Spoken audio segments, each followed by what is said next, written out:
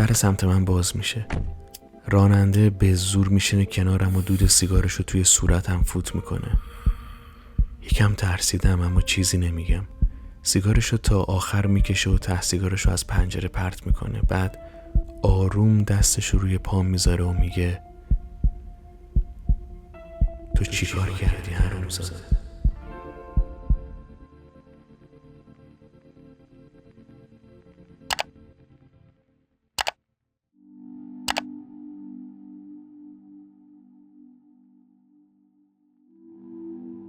چه کاری بود کردی؟ با تو میگم چه کاری بود کردی؟ به خدا خیرت بده، به تو هم میگن بازیگر، به تو هم میگن هنرمند. اولی که چه طرز جنوبی حرف زدنه؟ تو اصلا جنوب دیدی؟ اصلا جنوب کجاست؟ بگو ببینم. بگو. میدونی چند تا استان داره همین جنوب؟ اصلا مرز جنوب کجاست؟ بعضی ها میگن یزد، کرمان، شیراز، فلان. اینا هم جنوبن، شاید اون نقشه باشن، ولی برای من جنوبی نه، اینا جنوب نیستن. تو اینو میفهمی؟ چطور اینو به تو بگم که اصلا بفهمیش؟ اصلا تو با شیر آبی که ما خودمون رو میشوریم بخوای بری دستشویی، خب ما تحت داب پس میشم و تو اصلا آبشور خوردی؟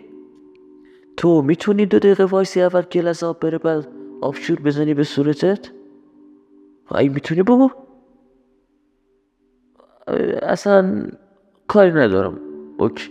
این جنوبی که تو حرف زدی مال کجا بود؟ خدا خیرت بده، کی جوری حرف میزنه تو جنوب؟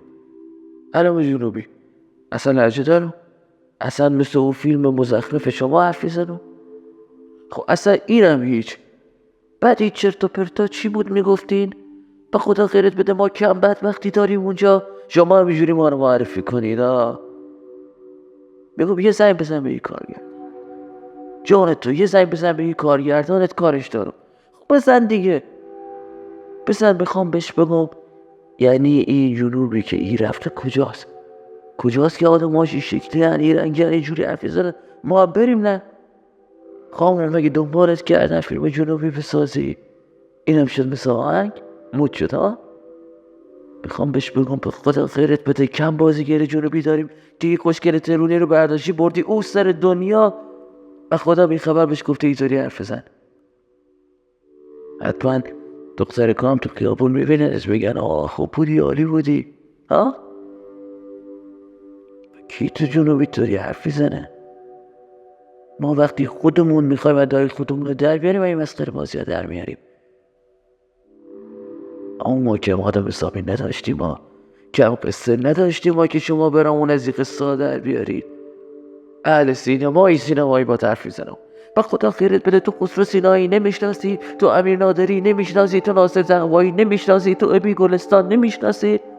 خیال نکن آدم نیست اینا رو حفظ کردم و نبینی جود استب کار میکنم دهنم و رستم میچرخم تو شهر.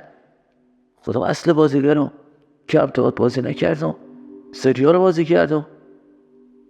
گوز تو اینطوری نکن، نه که فکر کنی ای عجل دورمی رد شدم و یه حرفا. وقتی میگم سریال بازی کردم یعنی نقش اصلی بازی کردم. دنیا نخواست برم، دنیا بیرم بود که اینجا شما رفتین نقش جنوبی بازی کردین که ما رسیدیم به هیچ. نکن آمو با سرنوشت ابشهریامی کار رو نکن.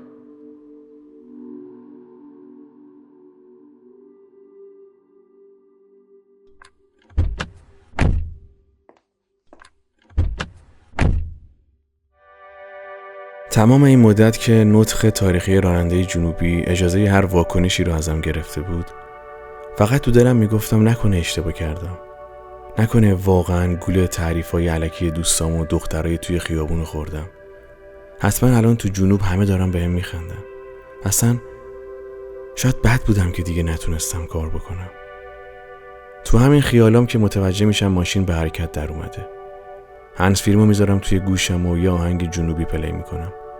این بار برخلاف همیشه روی ریتم شاد جنوبی قلم میگیرم و فقط به لهجه خواننده دقت میکنم.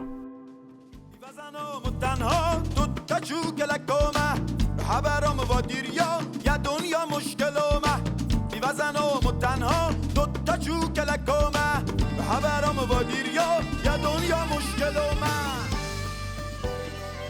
یکی میزنه به پام، یه طرف هنسفیریمو بر میدارم، صدای بلند موزیک جنوبی محبوبم از همون یه گوش میپیچه تو ماشین. راننده توی چشمام نگاه میکنه و حالی میکنه که اینجا ته خطه. دیگه نه اون چیزی میگه نه من. بعد یه سکوت طولانی کرایه‌شو آنلاین پرداخت میکنم و از ماشین پیاده میشم. این روزای آخر حس و حال عجیبی دارم. دلم برای همه چی و همه کس تنگ میشه. یاد کسایی میافتم که شاید تا بودم و بودن اونقدر نزدیک و صمیمی نبودیم. تمام طول مسیر فکرم از تست و تمرین و پلاتوها و آدمی که توی خیابون منو با نقش جنوبیم شناخت. رفت سمت یکی از دوستای قدیمیم که اولین بار یه اجرای تئاتر ازش دیدم. اجرا درباره شخصی بود به نام خالو.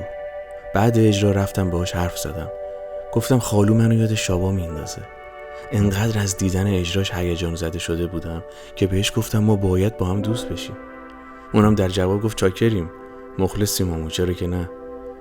یادمه که با هزار بدبختی به عشق بازیگری از جنوب اومده بود و بعد یه عمر جون کندن تهش مجبور شد همه چیزو بذاری کنار، شد راننده اسنپ.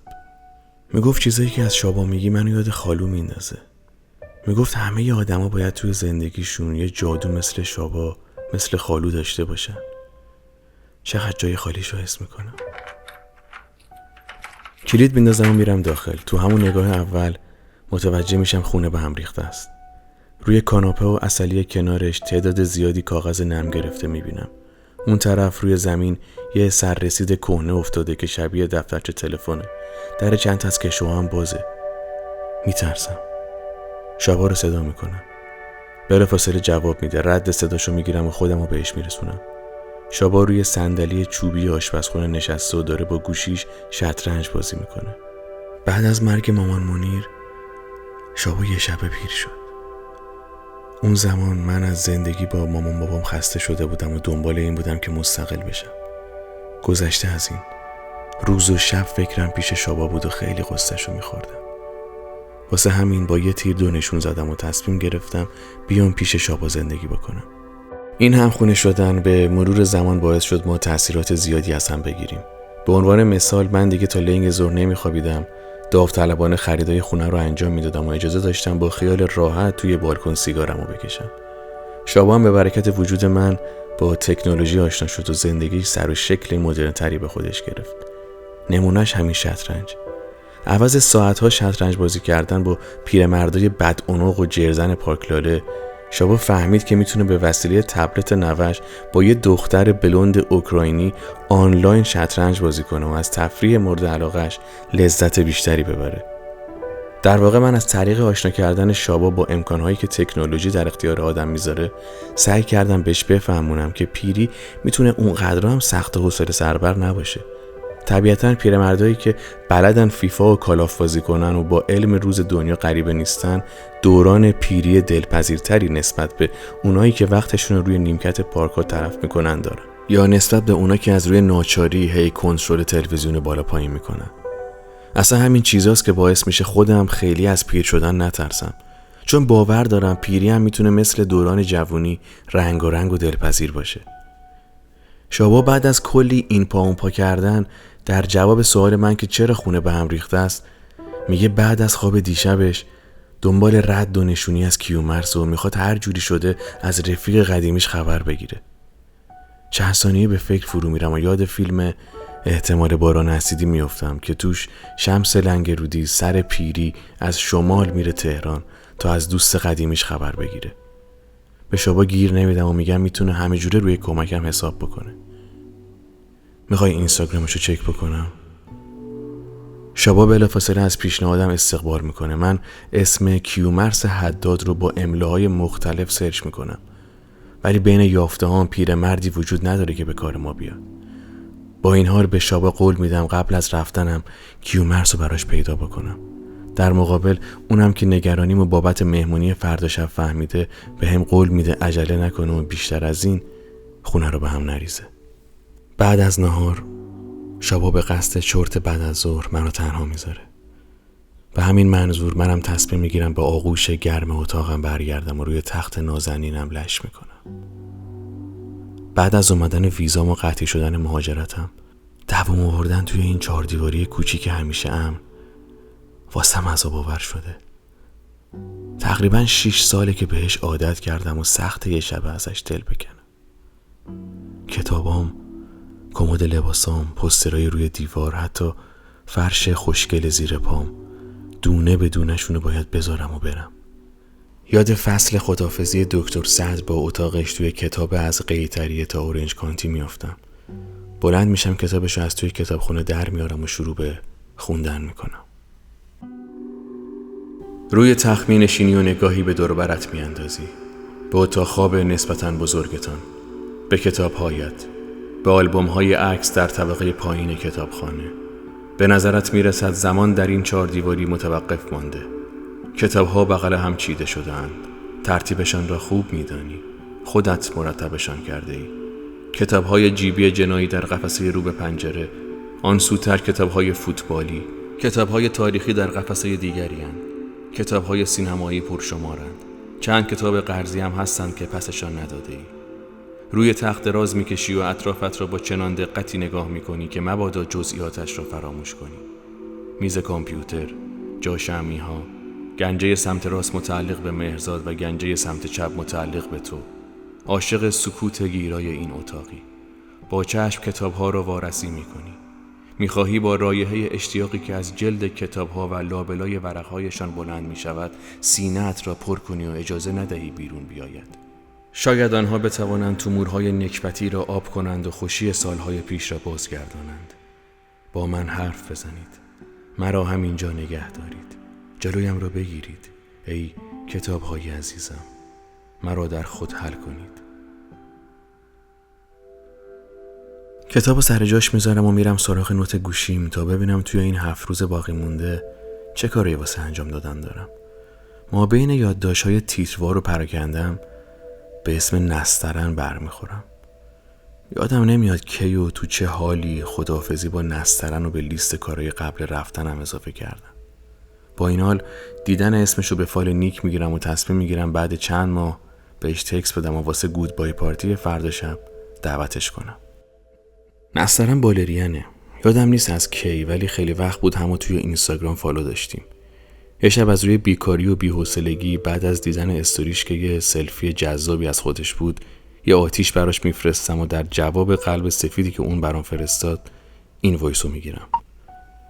بچه که بودم سلام خوبی ببخشید. بچه که بودم شابا با بزرگم یه باغ گل سمت لواسون داشت. منم خب بچه که بودم خیلی شیطون بودم اون موقع. یه بار هوس کردم یکی از این گلا رو همینجوری با دست بکنم بردارم واسه خودم که از بخت بدم ساقش خار داشت و دستمو برید. آقا منم زدم زیر گریه و خلاصه لو رفتم دیگه. شابا همین پدر بزرگم موقعی که داشت آرومم میکرد گفت به این گل میگن روز وحشی یا همون نسترن. بعدن که بزرگ شدی اگه از دختری به اسم نسترن خوشت اومد براش از باغ بشین ببر. خلاصه که این گل واسه شما. بعدش یه ایموجی گل به رنگ صورتی براش فرستادم با همین وایس 40 ثانیه‌ای که حاوی خاطره‌ای از دوران کودکیمه. من تونستم نسترن رو به ادامه مکالمه ترغیب کنم و در نهایت کاری کردم که همون فردا عصرش توی سام کافه روبرون بشینه.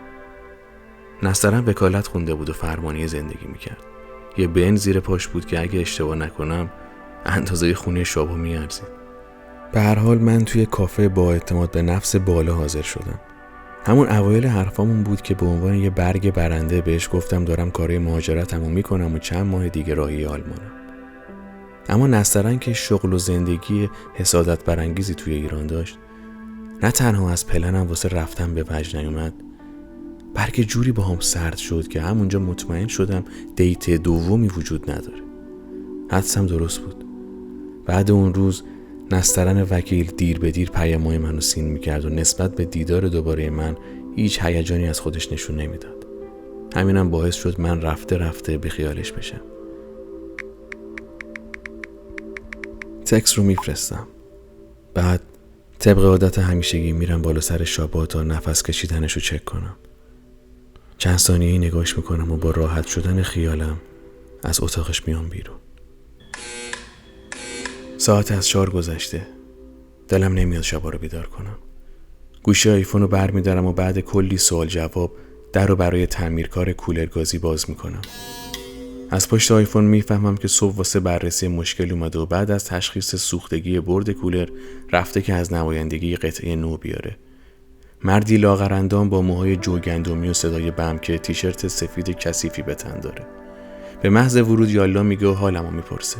بعد جوری که خونه رو مثل کف دستش میشناسه میره سمت بالکن و شروع به باز کردن پنل بیرونی میکنه.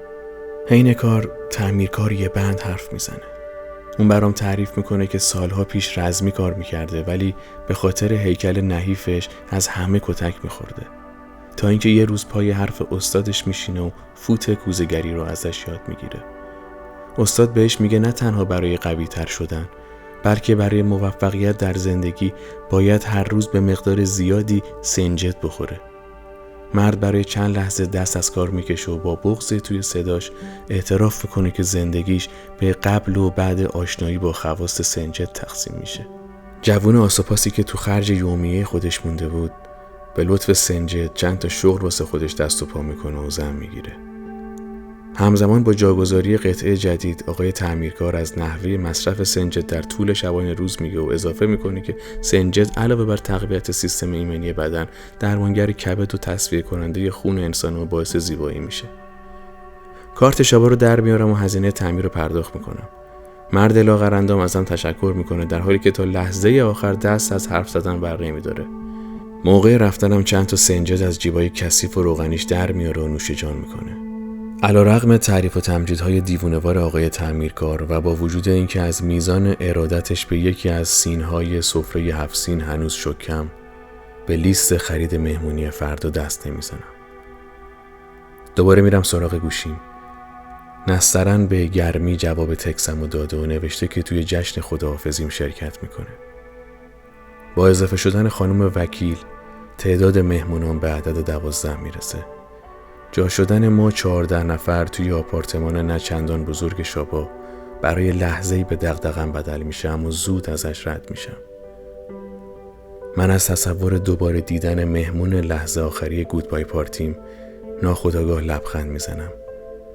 بعد از فرستادن آدرس و لوکیشن خونه براش مینویسم: عشق بیشتر شبیه یک گل رز وحشی زیبا و آرام است، اما در هنگام دفاع از خود خون می‌ریزد.